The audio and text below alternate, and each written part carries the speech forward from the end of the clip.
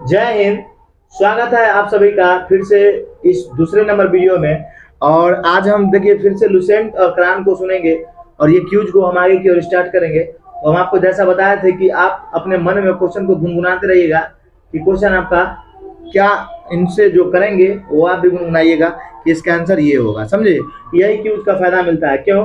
क्योंकि जब हम क्वेश्चन पूछते हैं ये लोग बताते हैं, आप भी ध्यान दीजिएगा कि आपको वो आता है कि नहीं आता है। तो वीडियो को पूरा देखिएगा। अगर आपको जॉब करना है तो नहीं करना है तो स्किप कीजिए और रील्स देखिए पियर की फराक वाली, है कि नहीं। अगर आपको जॉब लेना है तो देखिए, समझे। चलिए बताइए, आप बताइए कि बताइए पारसी धर्म के संस्थापक कौन था? हाँ बोलिए। जरथुष्ट्र। कौन था? जरथुष्ट्र। आप बताइए मगध पर मतलब स्थापना हर्यक वंश का कौन किया था? बिंबिसार। तो 91 में बोलिएगा। आप बताइए हो संतोष जी, ये बताइए कि पारसी का प्रमुख ग्रंथ कौन है? जिंदावेस्ता। कौन है? जिंदावेस्ता, बिल्कुल सही। अब बताइए हो इन्हें से बताइए, इस धर्म में अनुयायी को अग्नि पूजक को कहा जाता था। इधर से बताइए, बताइए कि मगध का वह कौन शासक था जिसने साम्राज्य विस्तार के लिए वैवाहिक व्यवस्था पर बल दिया था? बिंबिसार। अब बताओ तुम, बिंबिसार कितना वर्ष तक शासन किया था? 52 वर्ष। 52 वर्ष, बिल्कुल सही। सब परम में है। चलिए आप बताइए बिंबिसार कौन धर्म को मानता था? हाँ, वो समकालीन था, लेकिन ऐसे जैन को शुरू में मानता था, बाद में बौद्ध को ही मानता था। बौद्ध को ही मानता था बिंबिसार। चलिए इन्हें से बताइए आप कि बिंबिसार कि किस साम्राज्य को जीत कर अपने में मिला लिया था? अंग को। तो अंग का राजा उस समय कौन था? ब्रह्मदत्त। कौन था? ब्रह्मदत्त था। चलिए ये बताइए आपके, ये जो महाकोसला से विवाह किया था, महाकोसला वो मतलब कि किसकी बहन थी? बताइए। बहन ना, राजा प्रसेनजीत की बहन थी क्या? अब बताइए चेटक की पुत्री थी चेलाना ना, चेटक की पुत्री चेलाना, उससे भी शादी किया था। अब पंजाब के राजकुमारी कौन थी? क्षेमा, जिसे क्या किया था? शादी किया था। चलिए हो दीपक तुम बताओ, ये बताइए आपके हर्यक वंश को हम किस वंश के नाम से जानते हैं? मातृहंता की पितृहिंता? पितृहिंता। समझे। अब बताइए आप, ये बताइए कि बिंबिसार के पुत्र का नाम क्या था? अजातशत्रु। अब बताइए आपकी बिंबिसार जब महात्मा बुद्ध मतलब रोग से ग्रसित थे तो इस सहायता करने के लिए, इलाज करने किसको भेजा? जीवक को, है कि नहीं। बताइए जीवक बिंबिसार का कौन था? पुत्र था। नजाज पुत्र था। नजाज पुत्र था। ये बताइए आपकी बिंबिसार का जो पुत्र था जीवक, नजाज पुत्र था, तो इसके माँ का नाम क्या था? नेपाली था। बताइए। आम्रपाली नेपाली का था। उधर में जापानी बोल देना, है कि नहीं। बताइए आप सर जी के राज में जीवक। अब बताइए प्रधोत के राजा कौन थे जो ग्रसित था तो उसको भी सेवा करने के लिए भेजा था? बताइए। प्रधोत के राजा पांडुरंग। प्रधोत के राजा ठीक है, रुके ना, अवंती के राजा प्रधोत था, उसकी सेवा करने मिस्टेक हो गया।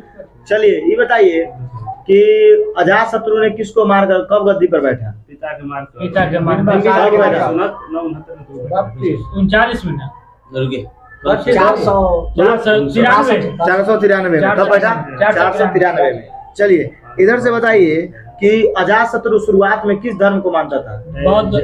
जैन धर्म। अब बाद में किस धर्म को मान लिया? बौद्ध धर्म को, बिल्कुल सही। बताइए हो संतोष, अजातशत्रु कुल कितना वर्ष तक शासन किया? 32 वर्ष।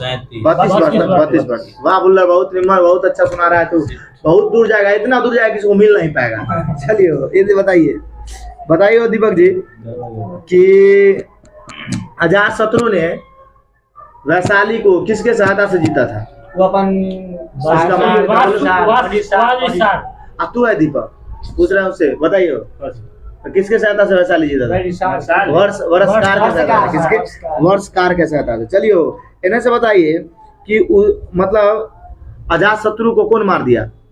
उदयन। अब ये बताइए बुलर जी कि पाटलिपुत्र की स्थापना कौन किया? बताइए आपकी वो अजातशत्रु के बचपन का नाम क्या था? कुनिक। क्या नाम था? कुनिक। चलिए इन्हें से बताइए आपकी हर्यक वंश का जो मतलब हर्यक वंश में जो उदयन हुआ, तो उदयन के पुत्र का नाम क्या था जो अंतिम शासक था हर्यक वंश का? नाग दशक, नाग दशक। हाँ दूधना था, प्यार नहीं करते हैं बहुत दिन तो रील्स देखता है, क्या है कि नहीं? ये गलत बात है, समझे? देखिए सोशल मीडिया पर आप उतने समय दीजिए जितना कि चले, है कि नहीं? अभी देखिए स्टूडेंट दो चीज में बर्बाद है, समझे?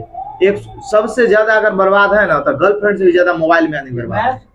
रियल बता रहा है, मैथ से मतलब नहीं। अभी सुनिए ना, सबसे ज्यादा आदमी बर्बाद किस में है? मोबाइल में। उतना आदमी बर्बाद नहीं है बात करने में जितना मोबाइल में बर्बाद है। कभी यूट्यूब कभी फेसबुक खोल दिए, अब वैसा अब सिस्टम हो गया है कि देखिएगा तो चिपकते रह जाएगा। जल्दी से नहीं कीजिए, बताइए आप बताइए नाग दशक को किसने मार दिया था? शिशुनाग। कौन वंश का स्थापना किया? शिशुनाग। शिशुनाग वंश का अंतिम शासक कौन था? नंदीवर्धन। ये बताइए शिशुनाग वंश में कौन शासक था जिसने राजधानी को मतलब पाटलिपुत्र से सॉरी वैशाली से पाटलिपुत्र ले आया? वैशाली से पाटलिपुत्र नाग दशक कलाशोक। अब बताइए आप पाटलिपुत्र से वैशाली कौन ले गया था? शिशुनाग, है कि ना? टनक में बोलियो, ये ना बोलते हैं, बहुत अपनी मन बोलते हैं, समझे? चलिए इधर से बताइए नंद वंश का संस्थापक कौन था? कौन था? बताइए। महापदनंद। ये बताइए नंद वंश का अंतिम शासक कौन था? घनानंद। घनानंद को किसने मार दिया था? चंद्रगुप्त मौर्य। बिल्कुल सही, चंद्रगुप्त मौर्य मार दिया था। ये बताइए हो दीपक कि इसने किस वंश का स्थापना किया था? मौर्य वंश। चलिए सही बात है। इधर से बताइए आप कि सिकंदर का जन्म कब हुआ? सिकंदर का जन्म 56 में। हाँ 356 ईसा पूर्व में। बताइए सिकंदर के पिता कहाँ के शासक थे? मकदुनिया के। मकदुनिया वर्तमान समय कहाँ पड़ता है? यूनान में। चलिए ये बताइए यूनान की राजधानी जानते हैं कहाँ है? एथेंस। यूनान की राजधानी कहाँ है? एथेंस। चलिए वो सिकंदर के बाप आप बताइए क्वेश्चन। आप बताइए फिलीपींस कुछ बता रहे सिकंदर के आपके नाम फिलिप। अरे हम ऐसे मजाक से बोलते थे आपको, तो ये बताइए क्वेश्चन ठीक है, लेकिन ठीक है तुम्हारा सिकंदर के बाप का नाम ऐसे क्या था? फिलिप द्वितीय। क्या था? फिलिप द्वितीय। इन्हें से बताइए हो दीपक सिकंदर के घोड़ा का नाम क्या था? बहुकेफला। इधर से बताइए सिकंदर के थल सेनापति का नाम क्या था? थल सेनापति निकेटस। बताइए जल सेनापति का? निरियाकस। बताइए हो आप सिकंदर ने भारत पर विजय अभियान कब शुरू किया था? 25 में। गलत बोलिए। 326 ईसा पूर्व। बताइए आप, बताइए सिकंदर के आगमन के समय में, दीपक आप बताओ रे, सिकंदर के आगमन के समय में पंजाब का शासक कौन था? कौन था? पोरस। चलिए इधर से बताइए आप कि सिकंदर के आगमन के समय में तक्षशिला का राजा कौन था? अम्बी। कौन था? अम्बी। इधर से आप बताइए कि सिकंदर के सेना ने किस नदी को पार करने से मना कर दिया था? व्यास नदी को। आप बताइए संतोष जी सिकंदर और पोरस के बीच में किस नदी के तट पर युद्ध हुआ? झेलम नदी के तट पर, जिसको किस किस नाम से जानते हैं? मतलब बोलने दीजिए ना, आईएएस पे जारो।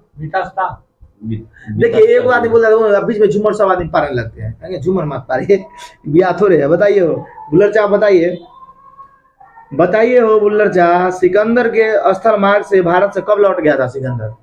25 में। कब? 325 ईसा पूर्व लौट गया था। बताइए सिकंदर कितना उम्र में मर गया था? उम्र 33 वर्ष। अजीब बात। आपको याद नहीं रहता है दूध? बताइए दूध पी के नहीं आता दूध? अरे दूध पियो बलिष्ठ बनो, है कि नहीं? दरोगा बनने के लिए दरोगा जैसा रुतबा पहले उत्पन्न करना होगा। बोले वर्दी चढ़ा दिया हो गया दरोगा, है कि नहीं? उतना तैयारी कीजिए। देखते हैं बेचारा सट तो सही रहता है, याद कर टन्नक में सुनाता है, गलतियों सुनाता है, कोस के बोलता है। देखिए वो तरीका हो जाते हैं। कोई आदमी अगर आपसे कोई पूछता है ना तो उसको ऐसे न बोलिए, मतलब तेजी में, चाहे उसको ऐसा सुनने में लगना चाहिए जो कुछ देर अचका जाए कि सही तो ना बोला है। सब जैसे ही बोलते हैं, कभी बोलते हैं हमको लगता सही है, कल बोलते हैं टन्नक में तो हमको गलती भी कभी सही लग जाता है। आप बोलते हैं लबझा सही से गलती लगता है। नहीं ऐसे नहीं कीजिए। चलिए वो बताइए जैन ग्रंथों में बिंदुसार को क्या कहा गया है? जैन ग्रंथ। बिल्कुल सही, बहुत अच्छा। चलिए वो बताइए आप कि मौर्य वंश का स्थापना कौन किया? चंद्रगुप्त मौर्य। बताइए आप कि चंद्रगुप्त मौर्य वन का स्थापना किया। मौर्य वंश का अंतिम शासक बताइए तो कौन था? Green bold. चलिए दूसरा बताइए चंद्रगुप्त मौर्य के पुत्र का नाम क्या था? बिंदुसार। वाह बिल्कुल सही, दुधनाथ के भाई सुधनाथ। बताइए आप ये बताइए कि चंद्रगुप्त मौर्य के गुरु का नाम क्या था? शिक्षक का? चाणक्य, कौटिल्य, विष्णुगुप्त। बताइए। तो चलिए यहाँ से रहने देते हैं क्योंकि आज क्लास नहीं था। नहीं सब टास्क करें, लेकिन सुनेंगे नहीं, क्योंकि जो सीमा है वही मान के उसमें भी तो लोग हैं। देखिए अब आगे हम क्राम से सुनते हैं, मौर्य वंश तक, मौर्य वंश ऐसे ही सुन ले हो, लेकिन ये बच्चा याद नहीं किया है। मौर्य वंश चल गया था मौर्य वंश चल गया, से चला चलिए तो बताइए मौर्य वंश का स्थापना कौन किया था? चंद्रगुप्त मौर्य। बताइए मौर्य वंश का सबसे प्रतापी राजा कौन था? चंद्रगुप्त। ठीक है चंद्रगुप्त जी। कभी भांग में बोलते हैं, भांग खा के ना बोलिए कौन था? अशोक और चंद्रगुप्त मौर्य, लेकिन प्रथम में अशोक है कि नहीं? ऐसे तो चंद्रगुप्त मौर्य की होना चाहिए, पूरा साम्राज्य का विस्तार वही किया, अखंड भारत का निर्माण। बताइए मौर्य वंश में चंद्रगुप्त मौर्य, बताओ तुम, बताइए कि चाणक्य कौन पुस्तक की रचना किए थे? अर्थशास्त्र। पता है अर्थशास्त्र में बताइए किस विषय से जुड़ा हुआ है? राजनीतिक विज्ञान से। अब बताइए कि चाणक्य द्वारा लिखा गया यह पुस्तक कितने अधिकरण और कितने प्रकरण में बटा हुआ है? अधिकरण 180 प्रकरण। वाह बिल्कुल सही है। चलिए इन्हें बताइए कि चंद्रगुप्त मगध के राजगद्दी पर कब बैठा था? आप बताइए संतोष जी। बता रहे हैं 400 करने धकेल देते हैं कोई। 345 ईसा। गलत हो गया सर 345 ईसा। वो गद्दी पर बैठा था 345 में तो उसका जन्म हुआ, तब कितना धकेल देते हैं? बताइए चलिए इन्हें से बताइए। 69 में 322 ईसा पूर्व में गद्दी पर बैठा था, राजगद्दी पर जन्म हुआ 345 में। चलिए इन्हें से बताइए चंद्रगुप्त मौर्य ने सेल्यूकस निकेटर को कब हराया था? 327 में। 305 में। कब हराया था? 305 में। चलिए इधर से बताइए आप कि चंद्रगुप्त मौर्य ने, बताइए सेल्यूकस निकेटर और चंद्रगुप्त मौर्य के युद्ध के बाद कौन 4 गो क्षेत्र चंद्रगुप्त मौर्य को दे दिया था? काबुल, हाँ कंधार, हेरात, मकरान। हाँ काबुल, कंधार, हेरात, मकरान। चलिए इधर से बताइए संतोष जी, पल्ला बंद कर दीजिए, बाहर का आवाज आता है, दीपक जी बंद कर दीजिए। चलिए बताइए चंद्रगुप्त मौर्य के जैनी गुरु कौन थे? भद्रबाहु। कौन थे? भद्रबाहु। तो आप बताइए भुल्लर जी, भद्रबाहु जो थे श्वेतांबर के प्रवर्तक थे कि दिगंबर के? दिगंबर के। किसके थे? दिगंबर के। समझे। चलिए इन्हें से बताइए कि सेल्यूकस निकेटर के पुत्री का नाम क्या था? कर्नेलिया। क्या नाम था? कर्नेलिया। अब सही बात है। बताइए मेगास्थनीज द्वारा, आप नहीं बताइए, आप बताइए भुल्लर जी, मेगास्थनीज द्वारा लिखा गया पुस्तक कौन था?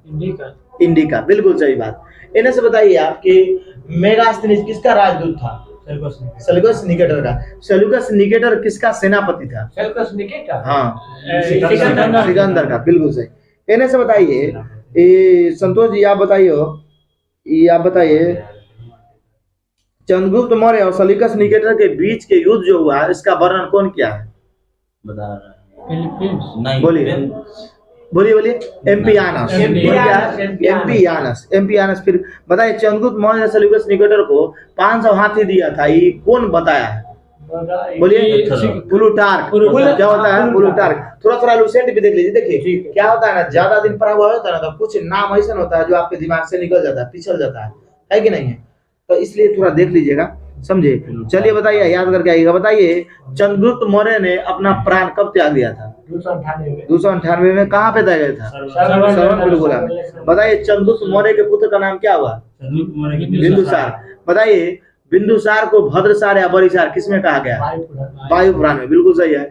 आप बताइए बिंदुसार किस संप्रदाय को मानता था? आजीवक संप्रदाय को मानता था। एकदम बिल्कुल सही। चलिए आप बताइए भुल्लर शाह के भाई, ना भुल्लर शाह खुद है आपका भाई कौन है? चलिए इन्हें से बताइए आप कि जैन ग्रंथों में बिंदुसार को क्या कहा गया है? बिंदुसार को कहा गया है क्या? सी से। चलिए इधर से बताइए बिंदुसार के शासन काल में कहाँ पे युद्ध छिड़ गया था? बताइए था जहाँ पे तक्षशिला है। तो तक्षशिला में जब छिड़ गया था तब पहले किसको भेजा था? सुसीम को। वाह बहुत अच्छा आप सुना रहे हो। चलिए आप बताइए संतोष जी, और उसके बाद किसको भेजा था? बिल्कुल सही बात। चलिए मंगल जी, आपका परफॉर्मेंस अच्छा रहता है क्विज में, इसके लिए आने वाला समय में आपको प्राइज दिया जाएगा, समझे। चलिए इन्हें से बताइए आप कि अब आ गया आपका अशोक। तो अशोक देखिए, बताइए अशोक किसका पुत्र था? बिंदुसार का। अशोक बताइए अशोक ने बौद्ध धर्म के प्रचार करने के लिए अपने बेटा और बेटी किसको भेजा था श्रीलंका? महेंद्र बाबा संघमित्रा। ठीक है। चलिए उन्हें बताइए बौद्ध धर्म का शिक्षा अशोक ने किससे लिया था? संतोष जी गुप्त से। आप बताइए कि अशोक का हृदय परिवर्तन किस युद्ध के बाद हो गया था? कलिंग युद्ध के बाद। किस युद्ध के बाद? कलिंग युद्ध के बाद। आप बताइए कि अशोक के टोटल शिलालेखों की संख्या कितना है? 14 को। आप बताइए अशोक के किस शिलालेख में पशु बलि का निंदा कहा गया? प्रथम शिला पशु बलि का निंदा। समझे? बताइए अशोक ने आजीविका को रहने के लिए किस पहाड़ी को दिया था? बराबर की पहाड़ी है, बिल्कुल सही है। चलिए इन्हें से बताइए हो भूलर साहब बताइए अशोक के पोता का नाम क्या था? दशरथ। बताइए भारत में शिलालेख का प्रचलन सबसे पहले किस शासक में? अशोक। बताइए अशोक के किस अभिलेख में अशोक का नाम अशोक मिलता है? गुर्जरा या मास्की अभिलेख में अशोक का नाम अशोक मिलता है। बताइए संतोष जी अशोक ने अपने अभिलेखों को लिखने के क्रम में किस किस लिपि का प्रयोग किया? ब्राह्मणी, खरोष्टी और अरमाइक। चलिए अब जिनसे पूछेंगे वही बताएंगे। अरमाइक लिपि का प्रयोग किस देश के लोग करते हैं? अफगानिस्तान। बिल्कुल मंगल जी, बहुत अच्छा। बताइए आप भी बताइए कि ब्राह्मी लिपि का प्रयोग किस लोग कहाँ के लोग करते हैं? भारत। बिल्कुल सही, भारत। आप भी बताइए संतोष जी खरोष्टी लिपि का प्रयोग कहाँ है? चलिए दोनों आदमी अच्छा सुना रहे हैं। चलिए इधर से बताइए हो बार बार हम चलिए बोलते हैं ऐसे ना जो उठ के आप लोग चले जाइएगा, हमारे आदतें हैं बोलने की। चलिए ये बताइए हो आप बताइए सर जी कि हाँ शिलालेख स्तंभलेख गुहालेख बताइए अशोक के शिलालेख को सर्वप्रथम किसने पढ़ा है? James Prince. बताइए जेम्स प्रिंस से पढ़ा, समझा। खोजा कौन था? बोलिए परदेवी टी पैंथला। समझे? कब खोजा था बताइए? बताइए संतोष जी। 1750 में 1837 में पढ़ा था। वाह बिल्कुल सही है। चलिए बताइए अशोक के किस शिलालेख में बुल्लर साहब आपसे किस शिलालेख में हृदय परिवर्तन की बात कहा गया? 13वें शिलालेख में। अशोक के किस शिलालेख में अशोक के किस शिलालेख में बताइए ये कहा गया है कि मतलब इसके तीर्थ यात्रा का बारे में बताया गया? 7वां अभिलेख में। बताइए अशोक के किस अभिलेख में मनुष्य को चिकित्सा दूसरा अभिलेख में। सही बात है। बताइए तो दिल्ली से टोपरा और दिल्ली से मेरठ इसको कौन स्थापना किया था? तुगलक। बताइए मतलब रामापुरवा, लौरिया आर्यराज, लौरिया नंदनगढ़ सब कौन राज्य में? बिहार के चंपारण में। ठीक है। कौशाम्बी अभिलेख को हम और किस अभिलेख के नाम से जानते हैं? रानी के अभिलेख। बताइए तो अशोक के सबसे छोटा अभिलेख कौन सा? रुक्मिदेही अभिलेख। कौन है? रुक्मिदेही अभिलेख। ठीक है। अशोक के सबसे बड़ा लंबा अभिलेख कौन सा है? बताइए तो 7वां अभिलेख। बिल्कुल सही है। अब बताइए बहुत अच्छा आप लोग सुना रहे हैं, हो गया। और देखिए इसमें से कुछ है जो विधि व्यवस्था है तो उन्हें भी रखेगा तो चलेगा। बताइए अशोक के समय में कौन यात्री आया था इसके दरबार में? डायोनिसियस। कौन आया था? डायोनिसियस। डायमेटस के दरबार। बिल्कुल सही जा रहे हैं आप लोग। समझे? इसमें से आप लोग बताइए कि अशोक के आक्रमण के समय कलिंग का राजा कौन था? नंदराज। कलिंग राजा खारवेल में सटा दिए अजीब बात है कि नहीं? बताइए अर्थशास्त्र में गुप्तचर को कौन पुरुष कहा जाता था? गॉड पुरुष। चलिए ठीक है। मौर्य वंश का अंतिम शासक कौन था? बताइए अशोक किस धर्म को मानता था? बौद्ध धर्म। चंद्रगुप्त मौर्य किस धर्म को मानता था? बिल्कुल सही आप लोग जा रहे थे। यहीं पे हम इस क्विज को लुसेंट के समाप्त करते हैं और लुसेंट के आगे हम कराम को आप लोगों को पूछते हैं। कोई दिक्कत? यहाँ तक काफी अच्छा परफॉर्मेंस रहा मंगल जी का, उसके बाद इनका, इन दोनों आदमी का काफी अच्छा रहा, बाकी ये सब बराबर में रहे। समझे? अब देखिए आने वाले समय में इनको चॉकलेट दिया जाएगा। समझे? और चॉकलेट दिया जाएगा, ये कब दिया जाएगा इस डेट का ठिकाना हमको भी नहीं है। समझे? चलिए कहाँ तक इसमें